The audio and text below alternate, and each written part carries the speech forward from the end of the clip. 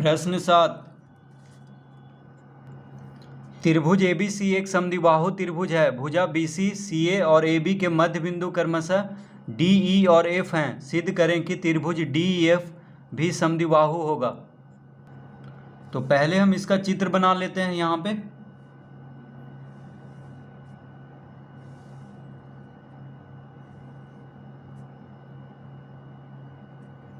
तो त्रिभुज A B C, त्रिभुज ए बी सी क्या है? एक समद्विबाहु त्रिभुज है।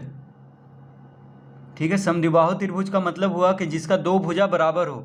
तो इसमें देखिए ए बी और ए सी क्या है? बराबर है। हम मान लेते हैं कि समद्विबाहु त्रिभुज ए बी सी में ए बी और ए सी क्या है? बराबर है। ठीक है, अब कह रहा है भुजा बी सी सी ए और ए बी के मध्य बिंदु क्रमशः डी ई और एफ हैं। तो देखिए बी सी का जो मध्य बिंदु है वो है डी, ए बी का मध्य बिंदु है वो है एफ, और ए सी का मध्य बिंदु ई है।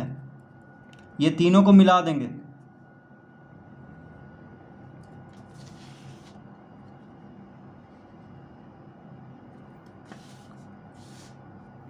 तो त्रिभुज ए बी सी क्या है? एक समद्विबाहु त्रिभुज। और त्रिभुज ए बी सी के तीनों भुजाओं के मध्य बिंदुओं को मिला करके त्रिभुज डी ई एफ बनाया गया है। अब सिद्ध करना है कि त्रिभुज डी ई एफ भी समद्विबाहु होगा। तो लिखेंगे यहाँ पे त्रिभुज ए बी सी, त्रिभुज ए बी सी एक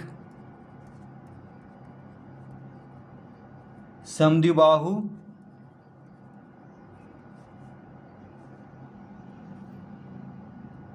त्रिभुज ए बी सी एक समद्विबाहु त्रिभुज है। त्रिभुज ए बी सी क्या है? एक समद्विबाहु त्रिभुज है। अतः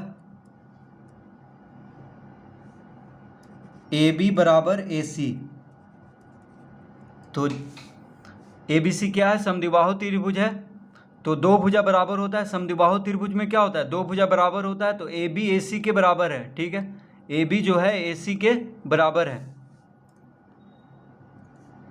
तो जब ए बी ए सी के बराबर है तो ए बी का आधा और ए सी का आधा भी बराबर होगा। तो ए बी और ए सी बराबर है तो ए बी का आधा और ए सी का आधा भी बराबर होगा। ठीक है, तो जब ए बी और ए सी बराबर है तो ए बी का आधा भी ए सी के आधा के बराबर होगा। इतना हम लिख लेंगे और इसको हम पहला लिख लेंगे। ठीक है, तो 1/2 ए बी बराबर 1/2 ए सी। अब लिखेंगे अब त्रिभुज ए बी सी में त्रिभुज ए बी सी में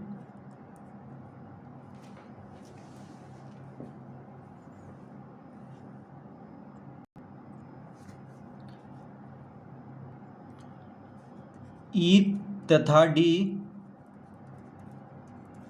त्रिभुज ए बी सी में ई तथा डी क्रमशः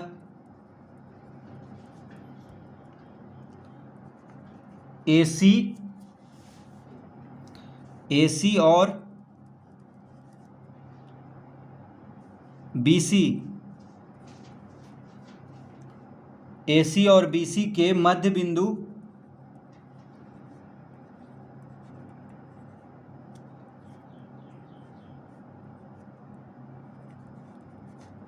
तो देखिए त्रिभुज ए बी सी में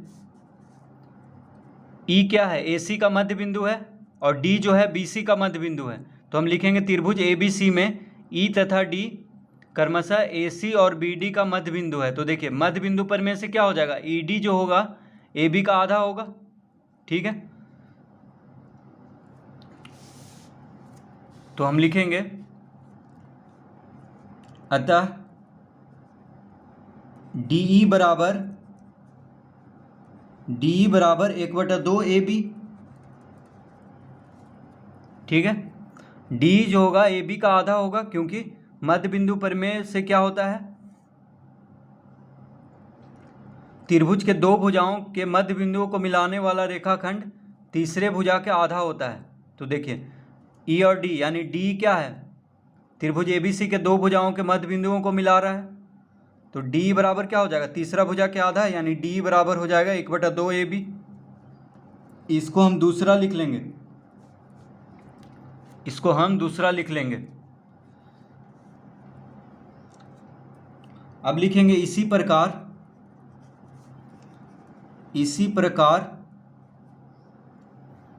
DF बराबर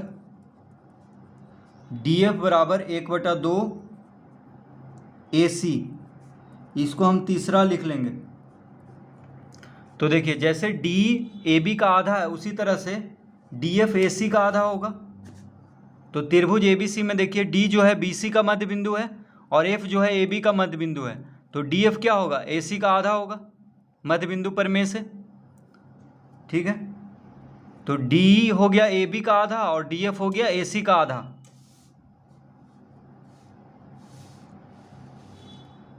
तो इस तरह लिख लेंगे। अब लिखेंगे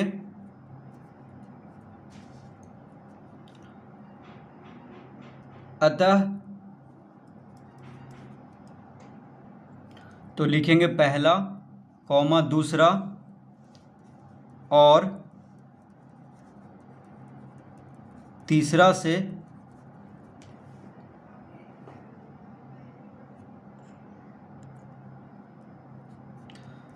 D बराबर DF। तो पहला दूसरा और तीसरा से क्या हो जाएगा, D बराबर DF होगा। तो देखिए पहला में क्या था, पहला में हम लिखे थे यहाँ पे AB का आधा और AC का आधा क्या होगा, बराबर होगा। तो देखिए AB का आधा कौन है, D है, इसको हम दूसरा लिखे थे, और AC का आधा कौन है, DF है। तो AB का आधा और AC का आधा बराबर है पहला के अनुसार, ठीक है। तो जब AB का आधा D है और AC का आधा DF है तो D और DF क्या होगा, बराबर होगा। तो हम लिख लेंगे यहाँ पे पहला दूसरा और तीसरा से D बराबर DF। तो लिखेंगे अतः त्रिभुज DEF एक समद्विबाहु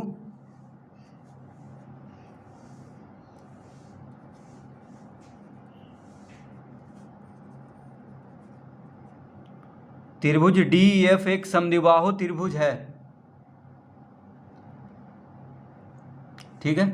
तो क्या सिद्ध करना था कि त्रिभुज DEF भी समद्विबाहु त्रिभुज है, वही सिद्ध करना था यहाँ पे। तो हम लिख लेंगे कि त्रिभुज DEF एक समद्विबाहु त्रिभुज है। क्यों, क्योंकि उसका दोनों भुजा बराबर है, D बराबर DF है, यानी जिस त्रिभुज का दो भुजा बराबर हो उसको क्या कहते हैं, समद्विबाहु त्रिभुज।